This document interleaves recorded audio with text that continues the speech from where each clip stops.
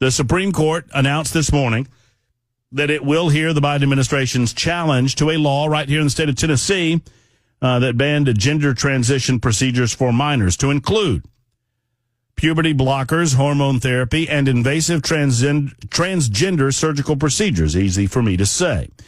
We have Senator Jack Johnson on the line with us. Obviously, we're endeavoring to talk with Jonathan Skrmetti for what it's worth. I don't believe that the Attorney General of the state of Tennessee will be able to say much, but we're looking forward to having a conversation with him. And we are proud to have Senator Jack Johnson, who spearheaded this effort and was the sponsor in the Tennessee General Assembly Senate of the legislation in question. And he joins us today on the Matt Murphy Show. Jack, thanks for being on with us. How are you? Hey, I'm great, Matt. Thanks for having me on. Well, it's a pleasure. Always good to talk with you.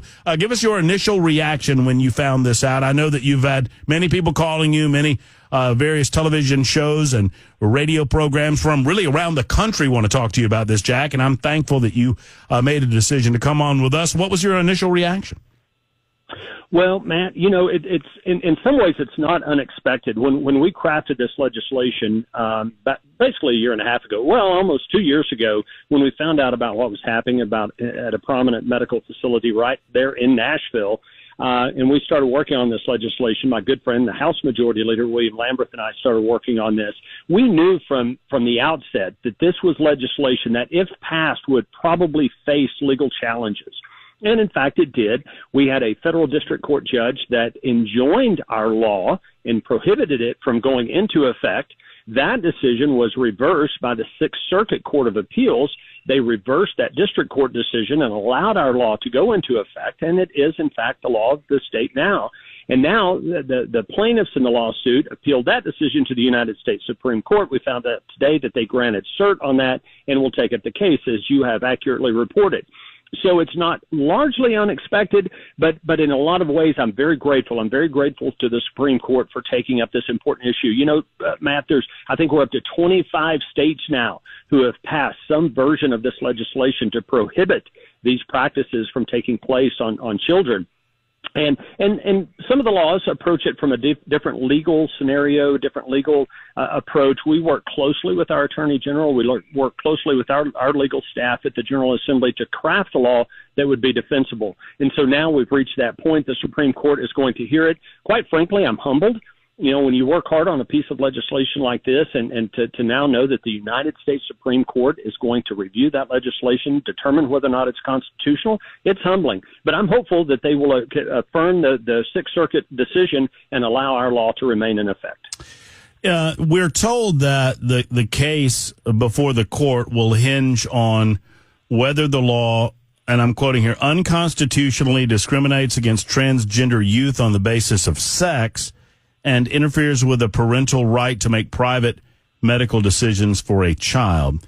I'm not asking you necessarily to defend the law that you saw passed, that you were a part of passing, but what is your response to that concept? I mean, for me, for those of us who support the legislation and have from the beginning, it seems a no-brainer that this would be a state decision as to what is and is not permissible involving a minor, particularly in a case where one could make the strong argument that these irreversible decisions amount to what is child abuse, regardless of what a parent says about it. In other words, we don't allow parents to make decisions about whether or not children can drink alcohol.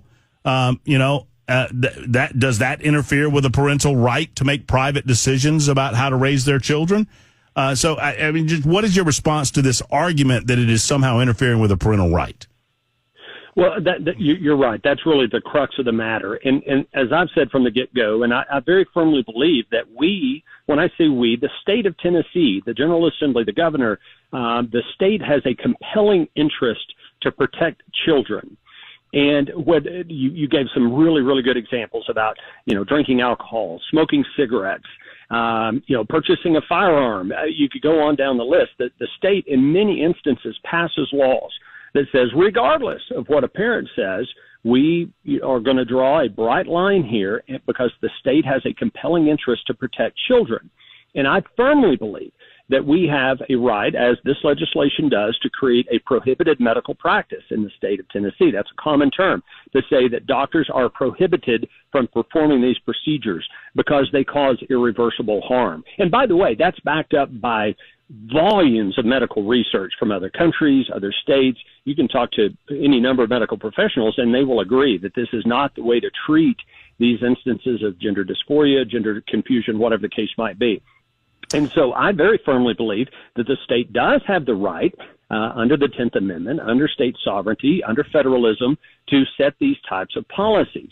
And other states can have a different policy if they want. But in the state of Tennessee, overwhelmingly, the people of Tennessee, overwhelmingly members of the General Assembly, the governor, this legislation didn't just pass narrowly. It passed overwhelmingly in the state of Tennessee by duly constitutionally elected representatives of the people. And the people, overwhelmingly support this legislation.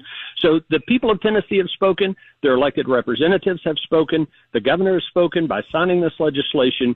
And I'm hopeful, and again, I say this with respect and humility towards the Supreme Court, I'm hopeful that they will see likewise and see that we did this because we think it's in the best interest of children in the state of Tennessee, and we have a compelling obligation to do what's best for kids in Tennessee. So back us up, Jack, for just a second and help us understand how we got here, because this is a relatively new situation, not only in our state, but around the United States of America. We saw some of this going on in Europe 10 years ago or so. They're a little ahead of the curve, which is why you see so many of those countries shutting down any allowance of any minors to receive some of these gender-altering, sex-altering surgeries.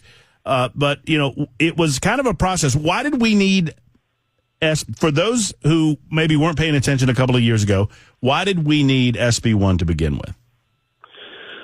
Well, you're right. There was discussions and there were talk about these kinds of procedures taking place, and it's kind of one of these situations where we think, surely this isn't happening in Tennessee, and then we find out that a prominent medical facility, Vanderbilt University Medical Center, had a clinic dedicated, a specific clinic dedicated to these types of procedures, both the medicinal, and we're talking about two different things. We're talking about surgical procedures, and we're talking about these very harmful medications that block puberty and block the normal development of a healthy child. And our legislation bans all of that.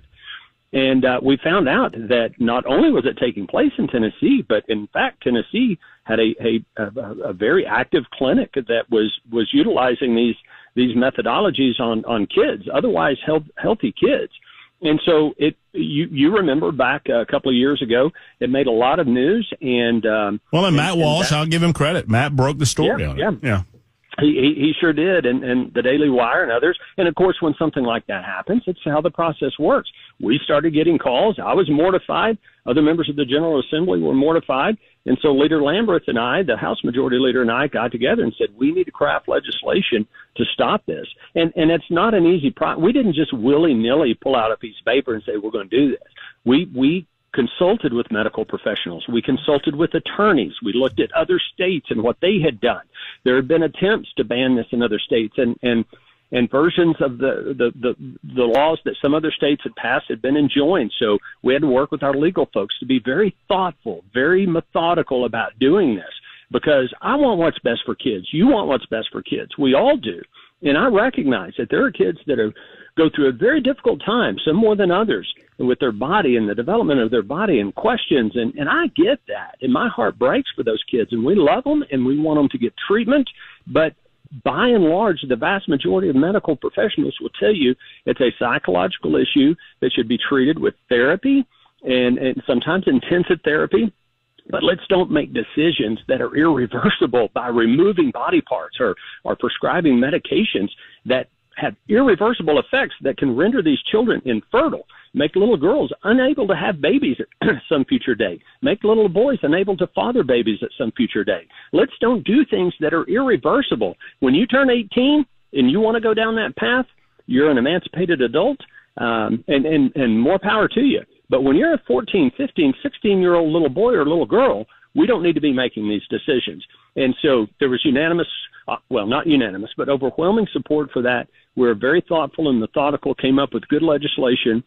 we passed it, and it's gone through the legal system. And now, as we found out today, the United States Supreme Court will be reviewing that legislation. I know that there are some that are trying to make political hay on this issue, and I just want to ask you to clarify it, because you were there during the entire period when, I guess in 2021, HB 126 was passed that did certain things that would prevent medical professionals from offering puberty blockers and certain hormone therapy for prepubescent minors. And that was at a time, I suppose, when you didn't believe that these things were necessarily going on. And SB 126 obviously didn't go far enough, which is why it necessitated Senate Bill 1, right? You're correct. My good friend, Senator Farrell Hale, he's the Speaker Pro Tem of the Senate. He was a leader in this subject matter and sponsored legislation in 2021, I believe is when it was. And he was on the forefront of this issue and making sure that especially these younger kids were not being prescribed these drugs. We did not know at that time the scope of the problem, and that it was almost becoming common for doctors, certain doctors, and including right in Middle Tennessee, to utilize these drugs for kids at older ages that were suffering from gender dysphoria. So you're right. We passed that legislation, and then a year later, or slightly over a year later, whenever it was, we found out that we had a much bigger problem on our hands. And, of course, Senator Hale from Sumner County, he was a prime co-sponsor of Senate Bill 1 and House Bill 1, and was instrumental in helping us get that passed. So that's how the process works sometimes. We don't know necessarily the scope of the problem, but we found out, and we took decisive action, and we put a stop to it in Tennessee. I mean, do you think the criticism's fair then? I mean, obviously he's involved in a primary. I'm not asking you to get into that, but some of his detractors are saying that Senate Bill, that you guys should have seen that Senate Bill 126 didn't go far enough at the time that it was passed. I mean, is that a fair criticism, or do you feel like that's Monday morning quarterbacking? No, it's absolutely Monday morning quarterbacking, and I'm happy to attack that head on. That's a lie. That is an absolute misrepresentation of what took place and an absolute misrepresentation of what Senator Hale was trying to do. He was cutting edge at the time. It's very easy 2 years, 3 years later to look back and say, you should have known what was happening. Well, we didn't. When we found out, we took decisive action. So what's being said about Senator Hill is an absolute lie. It's an absolute misrepresentation of where he is, where his heart is. And quite frankly, I'm disgusted by what some people are saying about his record in Sumner County. That's another issue, but I'm happy to address that head on. No, and I'm certain that it will come up over these weeks that are leading up to the primary elections.